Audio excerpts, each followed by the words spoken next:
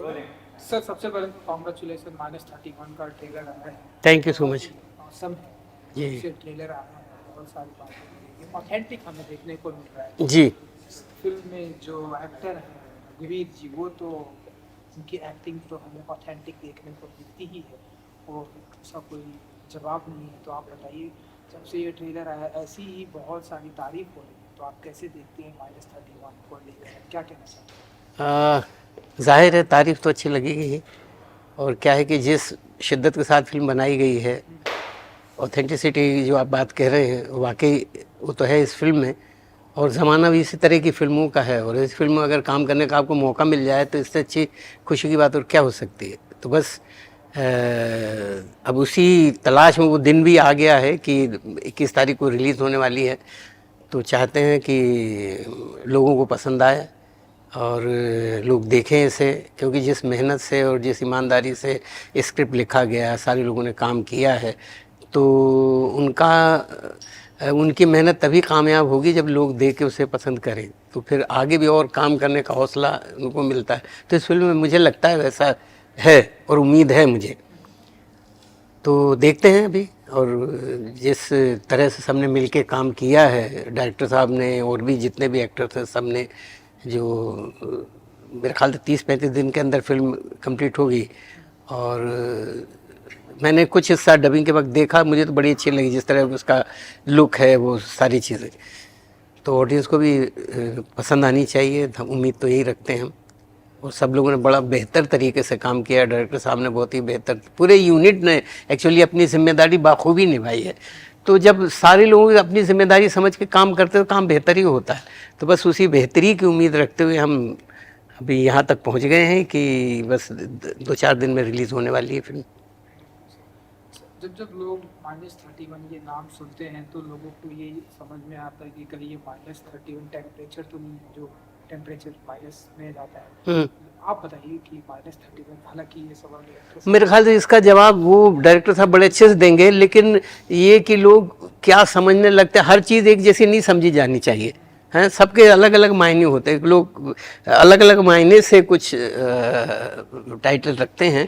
अब वहाँ नागपुर की है पूरा ये, तो वहाँ माइनस को क्या अर्थ दिया जाए तो डायरेक्टर साहब बाखूबी अच्छी तरीके से बता देंगे, और उन्हीं से पूछ लें तो मेरे ख्याल से ज़्यादा बेहतर है।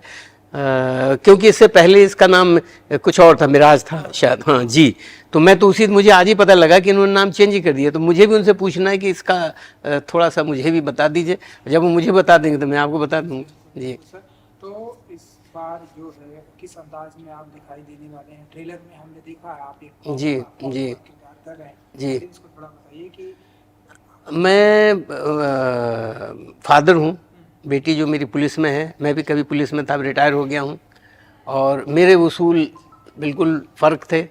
उनके उसूल जिन उसूलों पे लेके वो चल रहे, दोनों मैच नहीं कर रहे हैं, क्योंकि वो वक्त को देख के अपने उसूलों को बदलने में की भी ताकत रखती है, और वो है। तो बस यही दोनों बाप बेटी के बीच में कशमकश है, और फादर नहीं चाहता कि मेरी तरह चले। वो चाहता है कि ज़माने को देख के, तू भी ज़माने को देख के, और क्या चाहिए, क्या किस चीज़ की ज़रूरत है, किससे तेरी भलाई हो या जो भी हो, मतलब तेरी बेहतरी के लिए। अब ये नहीं कि मैं अगर अपने उसूलों पे चल के और मैं अगर नाकाम रहा हूँ मैं, तो मैं नहीं चाहता कि मेरी बेटी नाकाम रहे या तू भी नाकाम रहे। तो इस बात को लेके दोनों की कशमकश, दोनों की लड़ाइयाँ भी होती रहती है, और पत्नी है नहीं, उसकी माँ नहीं है।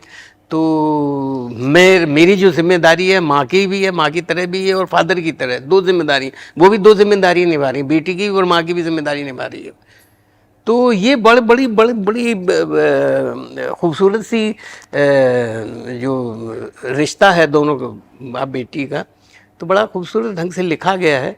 तो मुझे तो बड़ा मज़ा आया पढ़ के। जब मैंने पढ़ा तो लगा कि कैसे हो पाएगा, लेकिन रुचा ने बखूबी उसको समझ के किया है, तो बड़ी अच्छी सी रिलेशनशिप फादर और बेटी के बीच में निकल के आई है। और मैं डायरेक्टर को भी कहूँगा कि उन्होंने जो हमें छूट दे रखी थी कि आप लोग समझ के करिए, और हमारी बातों को मान भी लेते थे, तो ये भी बड़ा अच्छा लगा मुझे। तो ले दे के पूरी फिल्म करते हुए कहीं ऐसा नहीं लगा कि हम कहीं कोई फिल्म कर रहे हैं या कुछ काम कर रहे हैं। ऐसा लगता है हम बस रिश्ता है हम लोगों का, एक परिवार है जो ज़िंदगी जी रहा है, बस उस तरह का। तो ये इससे क्या होता है कि जैसे ही आपके जहन में ये लगता है कि हम कोई किरदार कर रहे हैं और उसकी एक्टिंग कर रहे हैं किरदार, तो फिर मुझे लगता है वो बेईमानी सा लगने, इसमें ऐसा नहीं लगा इस फिल्म में। तो ये बड़े अच्छे तरीके से हो गया है जो भी है। अब फिल्म देखने के बाद पता लगे कैसे एडिट हुआ है, उसका बैकग्राउंड म्यूज़िक क्या है, ये सारी चीज़ों से मैं अभी नावाकिफ़ हूँ।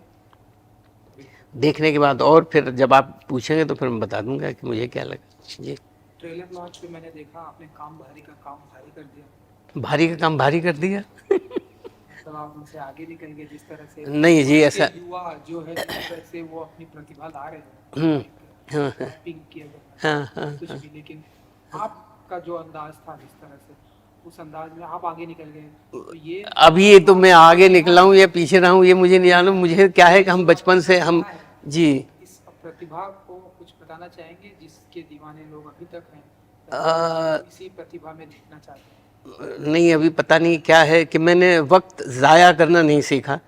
मैं हमेशा कुछ ना कुछ सीखता रहता हूँ, सीखता हूँ। बचपन में जो अच्छा लगा वो पढ़ा मैंने, वो पढ़ के फिर याद भी हुआ, फिर मैंने थिएटर भी बहुत किया हुआ है। तो ये जो आजकल ये जो गाने का जो चल रहा है उसको क्या कहते हैं वो, तो वो मैंने बहुत सुने हैं। लेकिन हमारे बहुत पहले लिखा जा चुका है ये सब। आप मैथिली शरण गुप्त को ले लीजिए और ये रसखान को ले लीजिए, वो रसखान का ही था दोहा। तो आप उस तरह से अंदाज में जो इस तरह के अनुप्रास अलंकार और ये सब गाने भी उस तरह का, बिरहा और वो सुन लीजिए तो उसमें भी आपको वो लेखनी में वो मज़ा आ जाएगा। तो बस वही था, मुझे याद आया जब मैंने सुने इस तरह के गाने हैं, रैप क्या कहते हैं इनको, हाँ हाँ, तो मैंने कहा ये भाई ये तो हमारे यहाँ बहुत लिखा गया, सिर्फ यही है कि स्टेज पे नहीं गाया गया होगा जिस तरह से ये करते हैं। तो मैंने ऐसे ही उठा के, इससे पहले मैंने नहीं गाया, तो अभी उन्होंने कहा कि ऐसा है तो मैंने देख लिया कि ये तो बिल्कुल बैठ रहा है उस पर, तो मैंने सुना दिया बस, और कुछ नहीं किया मैंने। वही वो लोग तो मास्टरी हासिल है, मैं तो ऐसी मैं कोशिश की है बस। यही मेरा कहने का मतलब है कि जो लोग आज रैप कर रहे हैं वो आप अपने जमाने में कर चुके हैं, बस अब उसका अंदाज थोड़ा सा बदल गया है, हाँ, फ्रीक्वेंसी थोड़ी सी चेंज कर दी, हाँ। आपको हम ऐसे देखेंगे, थोड़ी सी चेंज करेंगे तो आप अब इस समय के साथ चलने लगेगी, ऐसा लोगों का। मैं हमेशा समय कोशिश तो करता रहता हूँ समय के साथ चलने की। फ्रीक्वेंसी नहीं चेंज कर रहे आप।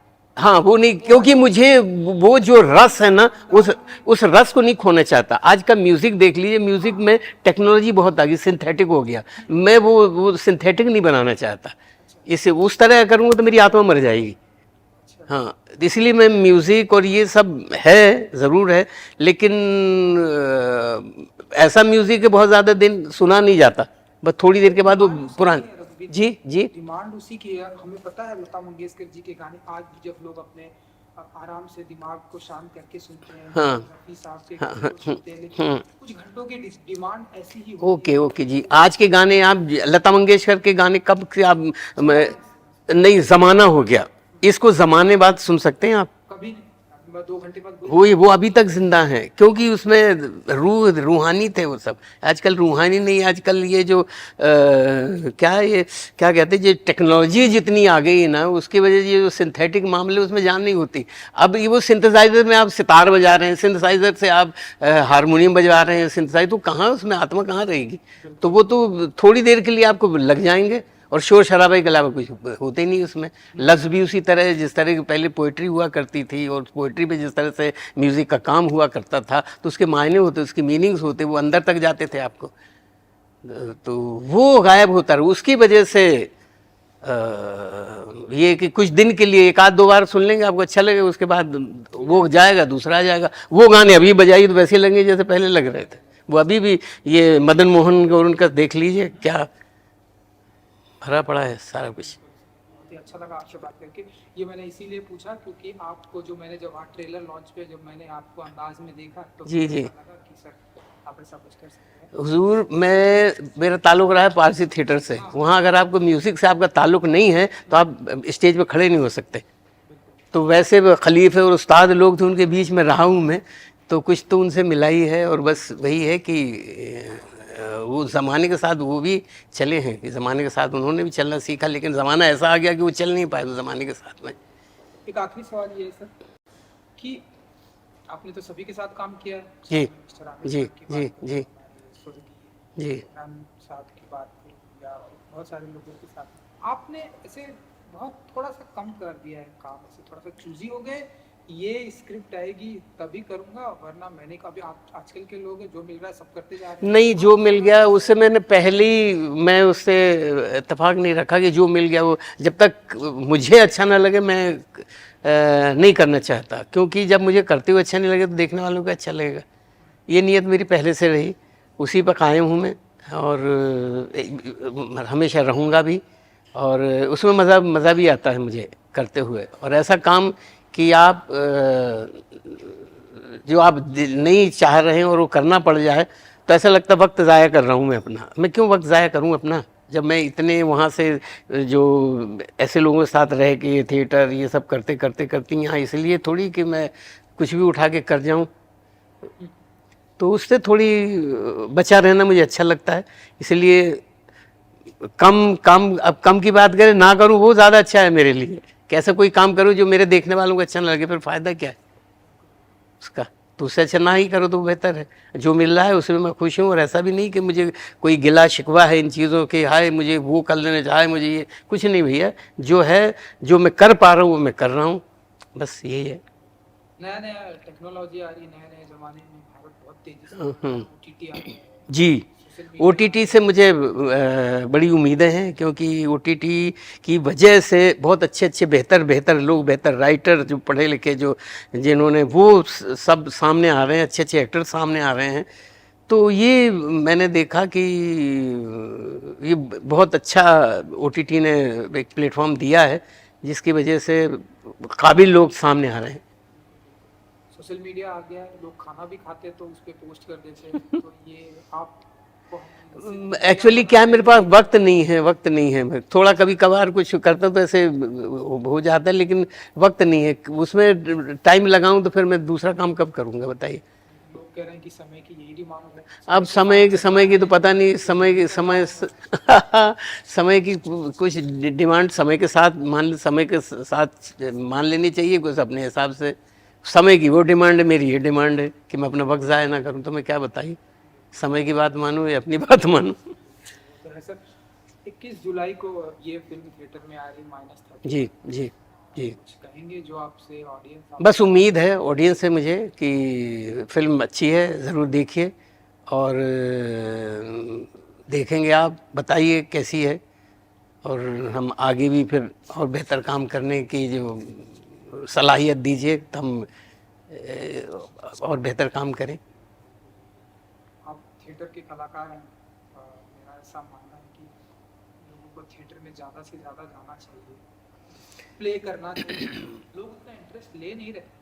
एक बात बताऊं मैं, हाँ नहीं ले रहे हैं। 1 मिनट का वीडियो डाल के व्यू लेने की कोशिश जी जी जी जी, ये नुकसान ही है, वो अपना ही नुकसान कर रहे हैं। 1 मिनट का और आधा मिनट का वीडियो डाल के जो उसका फ़ायदा उठाना चाहते हैं। लेकिन मैं थिएटर के लिए कहूँगा, थिएटर एक ऐसा जीने का सलीका है। आप 2-2 घंटे तक बिना स्क्रिप्ट के आप बातें कर लेते हैं, और लोग ऐसे सोशल मीडिया वो थिएटर की देन है। हाँ, थिएटर से, थिएटर एक्चुअली 1 मिलियन ले लेते हैं, 2 मिलियन ले लेते हैं, कोई है 10 मिलियन ले लेते हैं। हाँ, खैर ले लीजिए, सबका अपना अपना खुश रहने का तरीका है उनको। मुझे एक्चुअली थिएटर ही एक ऐसा है जीने का जो सलीका सिखाता है, थिएटर से बेहतर आपको कुछ नहीं मिलेगा। आप कुछ भी काम करिए, अगर आप थिएटर से वाकफियत है आपकी थिएटर से, तो आपको ऐसा सलीका सिखाएगा जीने का कि आपको और कहीं नहीं मिलेगा। थिएटर आपको सब कुछ सिखाता है, मैंने थिएटर से ये पाया है कि आपको सब कुछ आना चाहिए, कि ऐसा कोई काम नहीं जो आपको नहीं आना चाहिए, सब में मज़ा लेने चाहिए, एक तो वो थिएटर ही सिखाता है। तो थिएटर से मैंने ये पाया और बस उसी का मज़े लेता हूँ मैं हर तरह से। खुशी में भी मज़े ले लेता हूँ, तकलीफ़ों के भी मज़े ले लेता हूँ, क्योंकि मुझे थिएटर ने सिखाया है कि खुशियों से भी कुछ खुशी मिल जाती है, तकलीफ़ों से भी खुशी मिल जाती है। और सीखना वैसे ही होता है कि जब तक कुछ टूटता नहीं है तो बनता भी नहीं है। तो थिएटर टूटना भी सिखाता है, जुड़ना भी सिखाता है, सारी चीज़ सिखाता है। चलिए रणवीर जी, अपना समय देने के लिए बहुत थैंक यू सो मच।